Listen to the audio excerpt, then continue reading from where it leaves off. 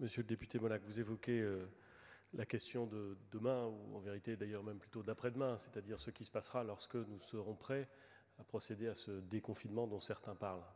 Donc, personnellement, je parle peu, je réponds aux questions qu'on me pose, mais je parle peu. Pourquoi ? Parce que nous sommes en train d'y travailler. Ça n'est pas pour demain. Aujourd'hui, l'impératif, c'est de faire en sorte que le confinement fonctionne. L'impératif, c'est de faire en sorte que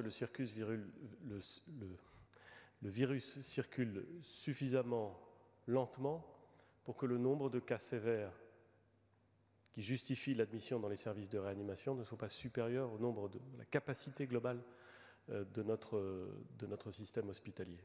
Donc aujourd'hui, c'est l'heure du confinement. Et l'heure du confinement va durer. Et c'est tout à fait difficile à supporter pour beaucoup de Français, j'en ai parfaitement conscience.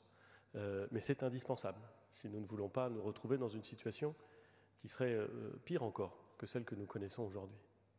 Il y a beaucoup de questions qui sont liées au déconfinement demain ou après-demain. Beaucoup. Elles sont compliquées parce que pour beaucoup d'entre elles, elles tiennent à des éléments dont nous ne disposons pas encore, à des réponses dont nous ne disposons pas encore. C'est la raison pour laquelle nous nous préparons.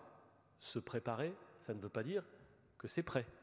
Se préparer, ça veut dire travailler techniquement, scientifiquement, logistiquement, pour être prêt le moment venu. C'est ce que nous sommes en train de faire. C'est un exercice difficile, je l'ai dit. Nous en évoquerons les éléments essentiels lorsque les hypothèses sur lesquelles nous travaillons seront vérifiées, lorsque les scénarios seront écrits. Mais pour l'instant, monsieur le député, toutes ces questions sont très largement prématurées. Ce qui compte, c'est de faire en sorte que le confinement soit respecté pour soulager nos services hospitaliers qui en ont bien besoin, vous le savez, nous le savons tous, de façon à pouvoir préparer la suite.